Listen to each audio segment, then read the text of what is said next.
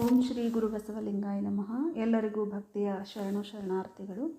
ತರಂಗಿಣಿ ವೀರವಿರಾಗಿಣಿ ಅಕ್ಕ ಮಹಾದೇವಿ ತಾಯಿಯವರ ಜೀವನ ಚರಿತ್ರೆಯನ್ನು ಆಧರಿಸಿದ ಕಾದಂಬರಿ. ಈ ಕಾದಂಬರಿಯ ರಚನಾಕಾರರು ಜಗದ್ಗುರು ಮಾತೆ ಮಹಾದೇವಿ ತಾಯಿಯವರು. ಭಾಗ 4 ಸಂಗಮ. ಇದರಲ್ಲಿ ಅಧ್ಯಾಯ 46 ಅನುಭವ ಮಂಟಪದಲ್ಲಿ ಅಕ್ಕ. ಈ ಅಧ್ಯಾಯದ ಮೊದಲ ಪಾರ್ಟ್. ಕಲ್ಯಾಣದ ರಾಜಬೀದಿಯು ಮಹಾಮನೆಗೆ ನೇರವಾಗಿ ಕೊಂಡೊಯ್ದಿತು. ಮಾರ್ಗದ ಇಕ್ಕೆಲದಲ್ಲಿದ್ದ ವೃಕ್ಷಗಳು ಸತ್ತಿಗೆಯನ್ನು ಹಿಡಿದು ಮಹಾದೇವಿಯನ್ನು ಸ್ವಾಗತಿಸುವಂತೆ ನಿಂತಿದ್ದವು.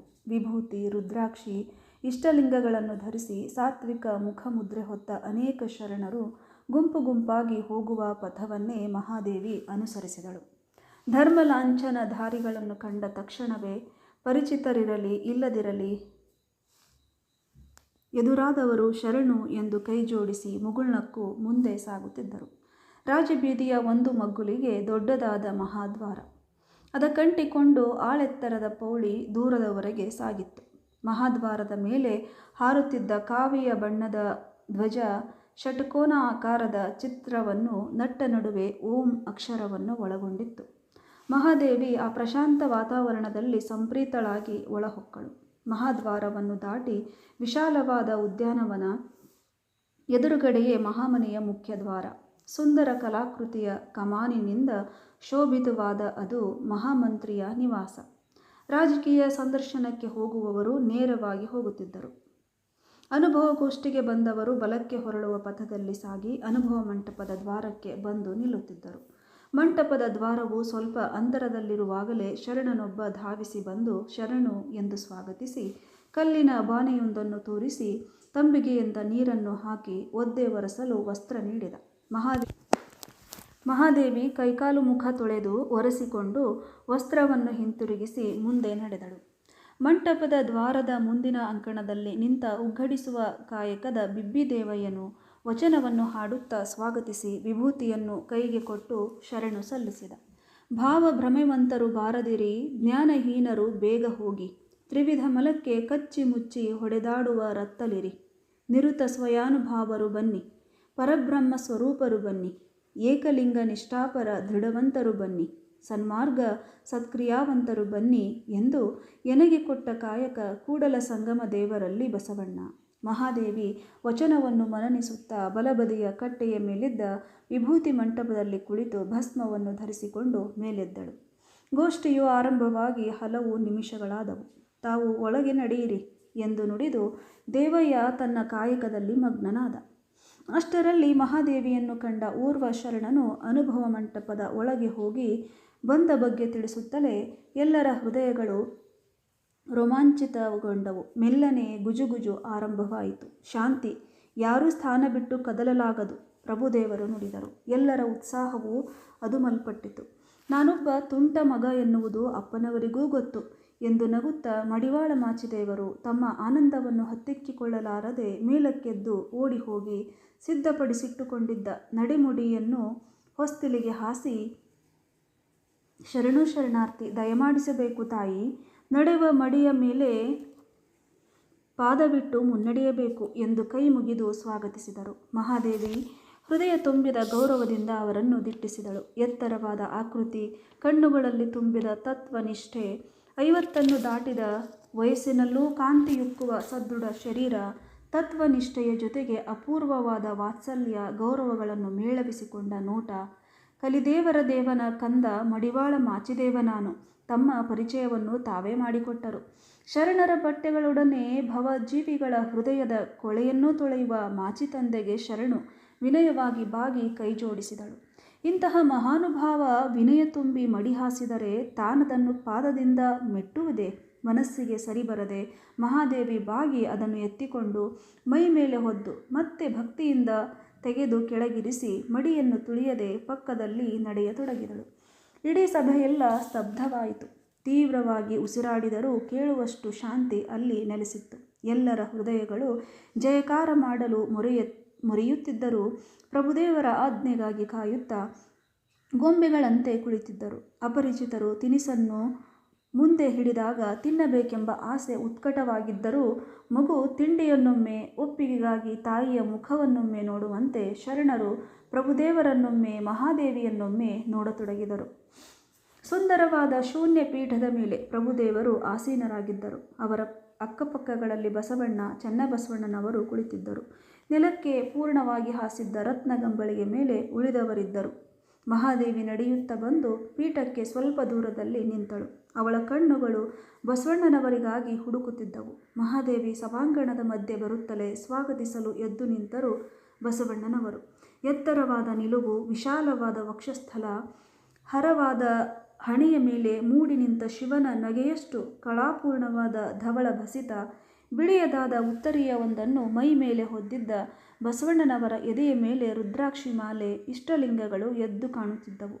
ಆ ಕಳಾಪೂರ್ಣ ಕಣ್ಣುಗಳನ್ನು, ಅವುಗಳಲ್ಲಿ ತುಂಬಿದ್ದ ಕರುಣೆಯ ಅಮೃತವನ್ನು ಕಾಣುತ್ತಲೇ ಬಸವಣ್ಣನವರು ಇವರೇ ಇರಬೇಕು ಎಂದು ನಿಶ್ಚಯಿಸಿದಳು. ಕಾಂತಿಯುಕ್ತವಾದ ಮೈಬಣ್ಣ, ಸಾತ್ವಿಕ ಮುಖಮುದ್ರೆ, ಆನಂದಸ್ಮಿತ ಮುಗುಳ್ನಗೆಗಳನ್ನು ಕಂಡು ಬೆಳಕು ಸಾವಯವಗೊಂಡು ಬಸವಣ್ಣನಾಗಿದೆಯೋ ಎಂದು ಮಹಾದೇವಿಗೆ ಭಾಸವಾಗಿ ಭಕ್ತಿ ತುಂಬಿ ನಿಂತಲ್ಲಿಂದಲೇ ವಂದಿಸಿದಳು. ಸಭೆಯ ಶಿಷ್ಟಾಚಾರದಂತೆ ಪ್ರಭುದೇವರಿಗೆ, ಇನ್ನಿತರ ಶರಣರಿಗೆ ನಮಸ್ಕರಿಸಿದಳು. ನಂತರ ಬಸವಣ್ಣನವರ ಬಳಿಗೆ ಸಾರಿ ಗದ್ಗದ ಕಂಠದಿಂದ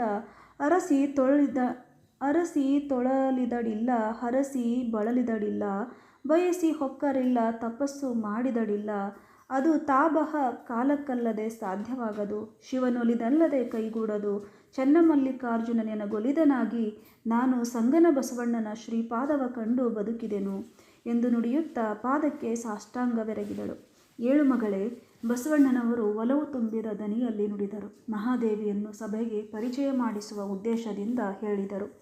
ಕಾಯದ ಲಜ್ಜೆಯ ಕಲ್ಪಿತವ ಕಳೆದು, ಜೀವದ ಲಜ್ಜೆಯ ಮೋಹವನಳಿದು, ಮನದ ಲಜ್ಜೆಯ ನೆನಹ ಸುಟ್ಟು, ಭಾವದ ಕೂಟ ಬತ್ತಲೆಯೆಂದರಿದು, ತವಕದ ಸ್ನೇಹ ವ್ಯವಹಾರಕ್ಕೆ ಹೋಗದು, ಕೂಡಲ ಸಂಗಮ ದೇವಯ್ಯ ಎನ್ನ ಹೆತ್ತ ತಾಯಿ ಮಹಾದೇವಿಯಕ್ಕನ ನಿಲವ ನೋಡಯ್ಯ ಪ್ರಭುವೇ.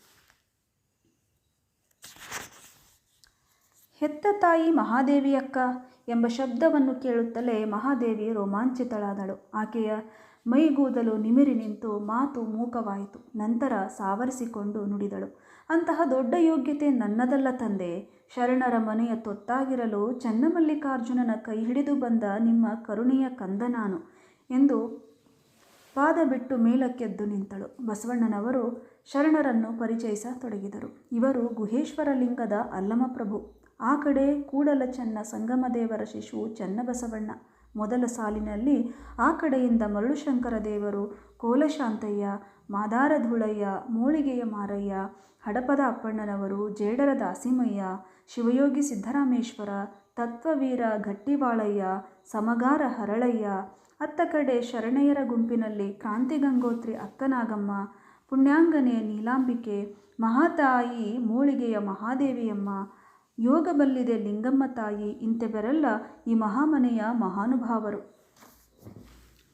ಅನಿಮಿಷ ನಲ್ಲಮಯ್ಯ, ಮರುಳು ಶಂಕರಯ್ಯ, ಕೋಲಶಾಂತಯ್ಯ, ಮಾದಾರಧೂಳಯ್ಯ, ಮಿಂಡ ಮಲ್ಲಿನಾಥ, ಚನ್ನಬಸವಣ್ಣ, ಚೇರಮರಾಯ, ತೆಲುಗ ಜೊಮ್ಮಣ್ಣ, ಕಿನ್ನರಯ್ಯ, ಹಲಾಯುಧ, ದಾಸಿಮಯ್ಯ, ಭಂಡಾರಿ ಬಸವರಾಜ, ಮುಖ್ಯವಾದ ಚನ್ನಮಲ್ಲಿಕಾರ್ಜುನರ ಶರಣರಿಗೆ ನಮೋ ನಮೋ ಎಂಬೆನು. ಕೈ ತೋರಿಸಿ ಪರಿಚಯ ಮಾಡಿದಂತೆಲ್ಲ ಮಹಾದೇವಿ ಅವರಿಗೆ ಶರಣುಗಳನ್ನು ಸಲ್ಲಿಸುತ್ತಾ ಕೊನೆಯಲ್ಲಿ ಇಡೀ ಸಭೆಗೆ ಕೈ ಎತ್ತಿ ಮುಗಿದಳು. ಶರಣರ ಸಭೆಯು ಮುಂದುವರಿಯಿತು. ಆಗ ಶರಣೆಯರ ಗುಂಪಿನಿಂದ ಅಕ್ಕನಾಗಮ್ಮ ಎದ್ದು ಬಂದು ತಮ್ಮಲ್ಲಿಗೆ ಮಹಾದೇವಿಯನ್ನು ಕರೆದೊಯ್ಯಬೇಕು ಎನ್ನುವಷ್ಟರಲ್ಲಿ ಗಂಭೀರ ಧ್ವನಿ ಕೇಳಿಬಂದಿತು. ಪ್ರಭುದೇವರು ಕಂಚಿನ ಕಂಠದಲ್ಲಿ ನುಡಿದರು. ಸಾಕು ಸಾಕು ಈ ನಾಟಕ. ಇದೇನು ವೇಷಧಾರಿಗಳಿಗೆ ಸುಲಭವಾಗಿ ದೊರೆಯುವ ಧರ್ಮಶಾಲೆಯೇ ಅಲ್ಲ, ಅನುಭಾವಿಗಳಿಗೆ, ಜಿಜ್ಞಾಸುಗಳಿಗೆ ಮಾತ್ರ ಸ್ಥಾನ ನೀಡುವ ಅನುಭವ ಮಂಟಪ. ತಾಯೇ, ಏರುತ್ತಿರುವ ತುಂಬು ಜೌವನದಲ್ಲಿ ಅಪ್ರತಿಮ ಲಾವಣ್ಯವತಿಯಾಗಿರುವ ನೀನು ಈ ಆಧ್ಯಾತ್ಮಿಕ ಸ್ಥಾನಕ್ಕೆ ಏಕೆ ಬಂದೆಯವ್ವ? ಬಹುಶಃ ದಾರಿ ತಪ್ಪಿ ಬಂದಿರಬೇಕು. ಪ್ರಭುದೇವರ ದೃಷ್ಟಿ ಮಹಾದೇವಿಯ ಅಂತರಂಗವನ್ನು ಮತಿಸುವಂತಿತ್ತು. ಸಭೆ ನಿಶ್ಶಬ್ದವಾಯಿತು. ಮಹಾದೇವಿ ವಿಚಲಿತಳಾಗದೆ ಉತ್ತರಿಸಿದಳು. ಹಾದಿ ತಪ್ಪಿ ಬಂದಿಲ್ಲ ಮಹಾನುಭಾವ, ಉದ್ದೇಶಪೂರ್ವಕವಾಗಿ ಬಂದಿರುವೆ. ನನ್ನ ಆಮುಷ್ಮಿಕ ಬದುಕನ್ನು ಸಿಂಗರಿಸಿಕೊಂಡು ಅರ್ಥಪೂರಿತವಾಗಿ ಮಾಡಿಕೊಳ್ಳಲು ಬಂದಿರುವೆ. ಕಣ್ಣಿಗೆ ಗುರು ಹಿರಿಯರ ನೋಡುವುದು ಶೃಂಗಾರ, ಕಿವಿಗೆ ಮಹಾಂತರ ಸಂಗೀತಗಳ ಕೇಳುವುದು ಶೃಂಗಾರ, ವಚನಕ್ಕೆ ಸತ್ಯವ ನುಡಿಯುವುದು ಶೃಂಗಾರ, ಸಂಭಾಷಣೆಗೆ ಸದ್ಭಕ್ತರ ನುಡಿಗಳಣವೇ ಶೃಂಗಾರ, ಕರಕ್ಕೆ ಸತ್ಪಾತ್ರ ದಾನವೇ ಶೃಂಗಾರ, ಜೀವಿಸುವ ಜೀವನಕ್ಕೆ ಶರಣರ ಸಮಾಗಮವೇ ಶೃಂಗಾರ. ಇವಿಲ್ಲದ ಬಾಳುವೆ ಉಪಯುಕ್ತವಿಲ್ಲ ಎಂದು ನಂಬಿರುವವಳು ನಾನು. ಆಡುತ್ತಾ ಪಾಡುತ್ತಾ ಹೇಳುತ್ತಾ ಕೇಳುತ್ತಾ ನಡೆಯುತ್ತಾ ನುಡಿಯುತ್ತಾ ಶರಣರೊಡನೆ ಸರಸ ಸಮ್ಮೇಳನದಲ್ಲಿ ಇರಬೇಕು ಎಂದು ಬಂದಿರುವೆ ನಾನು. ಚನ್ನಮಲ್ಲಿಕಾರ್ಜುನನು ಕೊಟ್ಟ ಆಯುಷ್ಯವಿರುವ ತನಕ ಲಿಂಗಸುಖಿಗಳ ಸಂಘದಲ್ಲಿ ಬದುಕಬೇಕೆಂದು ಹಂಬಲಿಸಿ ನಾನು ಬಂದಿರುವೆ. ಪ್ರಭುದೇವರು ಮೌನವಾಗಿ ಮಹಾದೇವಿಯ ವ್ಯಕ್ತಿತ್ವವನ್ನು ಅಳೆಯತೊಡಗಿದ್ದರು. ಅವರಿಗೆ ಯಾವುದೋ ಚಿತ್ರ ಅಸ್ಪಷ್ಟವಾಗಿ ಕಣ್ಣೆದುರಿಗೆ ನಿಲ್ಲತೊಡಗಿ ನೆನಪಿನ ನವಿಲು ಗರಿಗೆದರಿ ನರ್ತಿಸತೊಡಗಿತು. ಹೆಣ್ಣನ್ನು ನಂಬುವುದು ಕಷ್ಟ ಸಾಧ್ಯ. ಅಂದವಾದ ವೇಷ ಧರಿಸಿ ದುರ್ಬಲ ಪುರುಷನ ಮನವನ್ನು ಸೆಳೆವಳು. ಪೂರ್ವಾಶ್ರಮದ ಪೊರೆ ಕಳಚಿ ಪ್ರಕೃತಿಯ ಗೂಡಾದ ಬನವಾಸಿಗೆ ಬಂದಿದ್ದೆನಷ್ಟೆ. ಅಂದು ಲೀಲೆಯನ್ನು ಮಾಡ ಹೋಗಿ ಜಾಲದಲ್ಲಿ ಸಿಕ್ಕಿ ಬೀಳುತ್ತಿದ್ದೆ. ಗುಹೇಶ್ವರನೇ ಕಾಪಾಡಿದ. ಅಂದು ಮಾಯೆಯು ಅಂಗವನ್ನು ಶೃಂಗರಿಸಿಕೊಂಡು ಚೆಲುವನ್ನು ಪ್ರದರ್ಶಿಸುತ್ತಾ ನರ್ತಿಸಿದ್ದಳು. ಇಂದು ಎದುರು ನಿಂತ ಈಕೆ ಆಕೆಗಿಂತಲೂ ಅಂದಗಾತಿಯಾಗಿದ್ದರೂ ಇವಳಲ್ಲಿ ಮಾಯೆಯಂತಹ ಆಡಂಬರದ ಪ್ರದರ್ಶನವಿಲ್ಲ. ಆದರೂ ನಂಬುವುದು ಕಷ್ಟಕರ. ಪ್ರಭುವಿನ ಮನಸ್ಸು ಸಂಶಯಪಟ್ಟಿತು. ಇರಲಿ, ಕಠೋರ ಪರೀಕ್ಷೆಗೆ ಗುರಿ ಮಾಡುವೆ ಎಂದುಕೊಂಡು ನುಡಿದರು. ತಾಯೇ, ಹೆಣ್ಣು ಮಕ್ಕಳು ಎಂದರೆ ನಮಗೆ ಭೀತಿ ಬಹಳ. ತರುಣಿಯರು ಎಂದರಂತೂ ಶರಣರು ದೂರ ಸಾಗುವರು. ಲಗ್ನವಾದ ಗೃಹಿಣಿಯರಿದ್ದರೆ ಮಾತ್ರ ಆತಂಕವಿಲ್ಲ. ಆದ್ದರಿಂದ ನಿನಗೆ ಮದುವೆಯಾಗಿದೆಯೇ ಎಂಬುದನ್ನು ಸ್ಪಷ್ಟವಾಗಿ ಹೇಳು. ಪೂರ್ವಾಶ್ರಮದ ಪರಿಚಯ ಕೇಳುವುದು ಆಧ್ಯಾತ್ಮ ಜೀವಿಗಳಿಗೆ ಉಚಿತವಲ್ಲ ಎಂಬುದನ್ನು ಅರಿತು ಪ್ರಭುದೇವರು ಇಂತಹ ಪ್ರಶ್ನೆ ಕೇಳಿದರಲ್ಲ ಎಂದು ಕೆಲವರಿಗೆ ಬೇಸರವಾಗದಿರಲಿಲ್ಲ.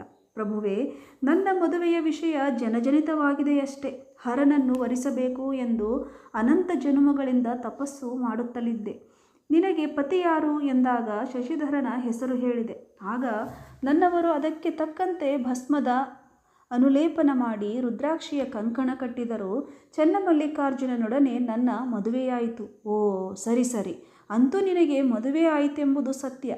ಆದರೆ ನಿನ್ನ ಪತಿಯ ಕುರುಹು ನಮಗೆ ಇನ್ನೂ ಸ್ಪಷ್ಟವಾಗಿ ಬೇಕು. ಶರಣರ ಸತ್ಸಂಗ ಬೇಕಾದರೆ ನಿನ್ನ ಪತಿ ಯಾರು ಎಂಬುದನ್ನು ಹೇಳು. ಇಲ್ಲವಾದರೆ ಬಂದ ದಾರಿಗೆ ಸುಂಕವಿಲ್ಲ ಎಂದು ಗಂಭೀರವಾಗಿ ಆಚೆ ತೊಲಗು. ನನ್ನ ಪತಿಯ ಕುರುಹು ಹೇಳಲು ನನಗೆ ಸಂಕೋಚವೇಕೆ? ಸಾವಿಲ್ಲದ ಸಹಜಂಗೆ, ರೂಹಿಲ್ಲದ ಚೆಲುವಂಗೆ, ಭವವಿಲ್ಲದ ಅಭವಂಗೆ, ನಿಶ್ಚಯದ ನಿಶ್ಚಯಂಗೆ ನಾನೊಲಿದೆನಯ್ಯ. ಚನ್ನಮಲ್ಲಿಕಾರ್ಜುನನೆಂಬ ಮಹಾವಿಭುವಿಗೆ ಒಲಿದಿರುವೆ. ಪ್ರಭುದೇವರ ನೆನಪು ಮತ್ತೆ ಗರಿಬಿಚ್ಚಿತು. ಈ ಹೆಂಗಸರು ಸಿಹಿ ಮಾತಿನ ಮಾಯಾವಿಗಳು. ಅಂದು ಆ ಮಾಯೆಯೂ ಸಹ ಮದುವೆ ಏಕಾಗಿಲ್ಲ ಎಂದು ಪ್ರಶ್ನಿಸಿದಾಗ ಮಧುಕೇಶ್ವರನೇ ನನ್ನ ಗಂಡನು ಎಂದು ನುಡಿದಿರಲಿಲ್ಲವೇ? ಹೀಗೆ ನುಡಿದು ಪ್ರತಿಜ್ಞೆ ಕೈಗೊಂಡ ಲಲನೆ ನನ್ನನ್ನು ತಾರುಣ್ಯ ವಯಸ್ಸಿನಲ್ಲಿ ಕಂಡ ತಕ್ಷಣವೇ ನಾನು ಮಧುಕೇಶ್ವರನ ಸಾಕಾರ ರೂಪವೆಂದು ಮೋಹಿತಳಾಗಲಿಲ್ಲವೇ? ಅಬ್ಬಾ, ವಸ್ತುವು ಸಿಕ್ಕದಿರುವವರೆಗೆ ವಿರಾಗ, ದೊರೆಯುತ್ತಿರುವಂತೆಯೇ ಅನುರಾಗ. ಈಕೆಯೂ ಹಾಗೆಯೇ ಇರಬಹುದೇ? ಮನಸ್ಸು ಸಂಶಯದ ಹೆಡೆಬಿಚ್ಚಿ ಆಡಿತು. ಛೇ, ಎಂತಹ ಅರ್ಥಹೀನ ಸಂಶಯ! ಈಕೆ ಮಾಯಾದೇವಿಯಲ್ಲ, ಮಹಾದೇವಿ. ಅವಳು ಮಮಕಾರ ಮೋಹಿನಿಯರೆಂಬ ತಾಯಿ ತಂದೆಯರ ಸಂಗದಿಂದುದಿಸಿ ಅಹಂಕಾರನೆಂಬ ಆಚಾರ್ಯನಲ್ಲಿ ಶಿಕ್ಷಣ ಪಡೆವ ಮೋಹದ ಮೂರ್ತಿ.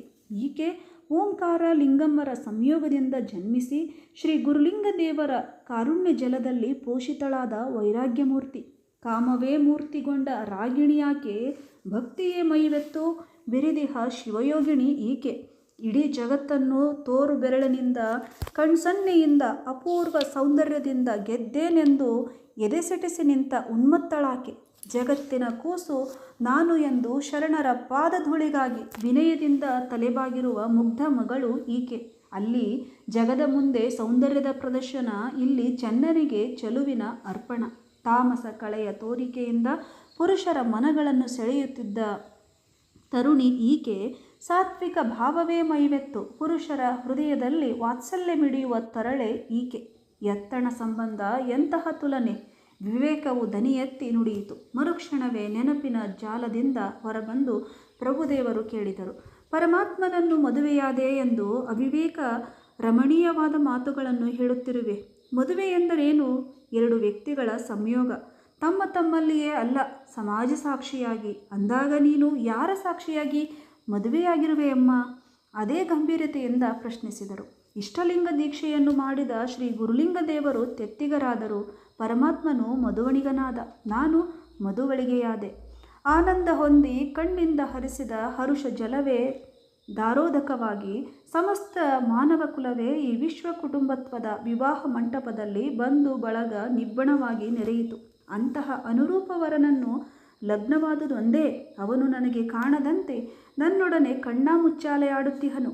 ಆದುದರಿಂದ ಅವನೊಡನೆ ಒಂದುಗೂಡಿಸಿರಿ ಎಂದು ಕೇಳಿಕೊಳ್ಳಲು ನಿಮ್ಮ ಪಾದಕ್ಕೆ ಬಂದಿರುವೆ. ಇದರ ಹೊರತು ಲೋಕದ ಉಳಿದವರ ಸುದ್ದಿ ನಾನರಿಯೆ. ದೃಢಧ್ವನಿಯಲ್ಲಿ ನುಡಿದಳು. ಮತ್ತೆ ಮುಂದುವರಿಸಿದಳು. ನಿನ್ನ ಮದುವೆಯ ಸಂಭ್ರಮ ಹೇಗಿತ್ತು? ವ್ಯವಸ್ಥೆ ಬಗೆ ಏನು ಎಂದು ಪುನಃ ಪ್ರಶ್ನಿಸಬೇಡಿರಿ. ನಾನೇ ಹೇಳಿಬಿಡುವೆ. ಜಲದ ಮಂಟಪದ ಮೇಲೆ ಉರಿಯ ಚಪ್ಪರವನಿಕ್ಕಿ ಆಲಿಕಲ್ಲ ಹಸೆಯ ಹಾಸಿ ಕಾಲಿಲ್ಲದ ಹೆಂಡತಿಗೆ ತಲೆಯಿಲ್ಲದ ಗಂಡ ಬಂದು ಮದುವೆಯಾದನು. ಎಂದೆಂದೂ ಬಿಡದ ಬಾಳುವೆಗೆ ಕೊಟ್ಟರೆನ್ನ ಚೆನ್ನಮಲ್ಲಿಕಾರ್ಜುನನೆಂಬ ಗಂಡಗೆನ್ನ ಮದುವೆಯ ಮಾಡಿದರು. ಪ್ರಭುದೇವ ಗಹಗಹಿಸಿ ನಕ್ಕು ನುಡಿದ. ನೀನು ಮಾತಿನಲ್ಲಿ ಬಹು ಚತುರೆ. ಮುತ್ತು ಮಾಣಿಕ್ಯಗಳನ್ನೇ ವರ್ಷಿಸುವೆ. ಆದರೆ ಇಂತಹ ಬೆಡಗಿನ ಒಗಟುಗಳಿಗೆ ನಾವು ಮರುಳಾಗುವವರಲ್ಲ. ಅದೇನೆಂದು ಬಿಚ್ಚು ಭಾಷೆಯಲ್ಲಿ ಹೇಳು. ಸದ್ಭಕ್ತಿ ಎಂಬ ಮಂಟಪವ ಮಾಡಿ ಸುಜ್ಞಾನದ ಚಪ್ಪರವ ಕಟ್ಟಿ ಸತ್ಕ್ರಿಯೆ ಎಂಬಂತಹ ಹಸೆಯ ಮಣಿಯನ್ನು ಹಾಸಿದರು. ದುಶ್ಚಾರಿತ್ರ್ಯವೆಂಬ ಕಾಲಿಲ್ಲದ ಜಿಜ್ಞಾಸುವೆಂಬ ವಧುವಿಗೆ ವೃತ್ತಿ ಜ್ಞಾನ ಇಂದ್ರಿಯ ಜ್ಞಾನವೆಂಬ ತಲೆಯಿಲ್ಲದ ಚೈತನ್ಯ ಜ್ಞಾನಯುಕ್ತ ಪರಶಿವನು ವರನಾದನು. ನಮ್ಮಿಬ್ಬರದು ಬಿಡದ ಬಾಳುವೆ. ಚೆನ್ನಮಲ್ಲಿಕಾರ್ಜುನನಿಗೆ ಒಲಿದ ನಿತ್ಯ ಮುತ್ತೈದೆ ನಾನು. ಪ್ರಭುದೇವರಿಗೆ ತೃಪ್ತಿಯಾಗಲಿಲ್ಲ. ಮಡಿಕೆಯನ್ನು ಕೊಳ್ಳುವವನು ಬೆರಳಗಣ್ಣಿನಿಂದ ಅದನ್ನು ಬಡಿದು ಬಡಿದು ಪರೀಕ್ಷಿಸುವಂತೆ ತರ್ಕಬದ್ಧವಾಗಿ ಪರೀಕ್ಷಿಸತೊಡಗಿದ. ಹಸಿ ಹಸಿ ಬೆಂದುದು ಸೀಳಿದುದು ಟಕ್ ಟಕ್ ಎಂದು ಶಬ್ದ ಮಾಡಿದರೆ ಪೂರ್ಣ ಸುಟ್ಟು ಮಡಿಕೆ ಟಿವ್ ಟಿವ್ ಎನ್ನುವುದಷ್ಟೇ. ಮಹಾದೇವಿಯ ಪರಿಪಕ್ವ ಹೃದಯ ಹತಚೇತನವಾಗದೆ ಕಠೋರ ಪರೀಕ್ಷೆಯಿಂದ ಉತ್ತೇಜಿತಗೊಂಡು ಆಕೆ ಸಮರ್ಪಕವಾಗಿ ಉತ್ತರ ಕೊಡುತ್ತಿದ್ದಳು. ಇಲ್ಲಿಯವರೆಗೆ ಸಭಿಕ ಶರಣರಲ್ಲಿದ್ದ ಉದ್ವೇಗ ವೇದನೆಗಳು ಅಳಿದು ಹೋಗಿ ಈಗ ಸಂವಾದದ ಸೌರಭದಲ್ಲಿ ಆನಂದಿಸತೊಡಗಿದ್ದರು. ಮಹಾದೇವಿಯ ತಾತ್ವಿಕ ತಾರ್ಕಿಕ ಅಷ್ಟೇ ವಿನಯಶೀಲ ಹಾರ್ದಿಕ ಉತ್ತರಕ್ಕೆ ತಲೆದೂಗುತ್ತಿದ್ದರು. ಕೇಳಿದ್ರಲ್ಲ ಸ್ನೇಹಿತರೆ, ಇದಾಗಿತ್ತು 46ನೇ ಅಧ್ಯಾಯದ ಮೊದಲ ಪಾರ್ಟ್. ಮುಂದಿನ ಭಾಗವನ್ನು ನಾಳಿಂದ ನೋಡೋಣ ಅಂತ ತಿಳ್ಕೊಂಡು ಹೇಳ್ತಾ, ಇಲ್ಲಿವರೆಗೂ ಯಾರು ನನ್ನ ಚಾನಲನ್ನು ಸಬ್ಸ್ಕ್ರೈಬ್ ಮಾಡ್ಕೊಂಡಿಲ್ಲ ಎಲ್ಲರೂ ಸಬ್ಸ್ಕ್ರೈಬ್ ಮಾಡ್ಕೊಳ್ಳಿ. ನಾನು ಅಪ್ಲೋಡ್ ಮಾಡಿದ ತಕ್ಷಣ ನಿಮಗೆ ನೋಟಿಫಿಕೇಷನ್ ಬರುತ್ತೆ. ನಿಮಗೆ ಸಮಯ ಇದ್ದಾಗ ಕೇಳಿ ಆನಂದ ಪಡ್ಬೋದು ಅಂತ ತಿಳ್ಕೊಂಡು ಹೇಳ್ತಾ, ಈ ಅಧ್ಯಾಯ ತುಂಬ ಮುಖ್ಯವಾದ ಅಧ್ಯಾಯ, ತುಂಬ ಚೆನ್ನಾಗಿದೆ. ಅಕ್ಕನ ಪರೀಕ್ಷೆಯ ಕಾಲ. ಎಲ್ಲರೂ ತಪ್ಪಿಸ್ದೆ ಕೇಳಿ ಅಂತ ತಿಳ್ಕೊಂಡು ಹೇಳ್ತಾ ಎಲ್ಲರಿಗೂ ಭಕ್ತಿಯ ಶರಣಾರ್ಥಿ.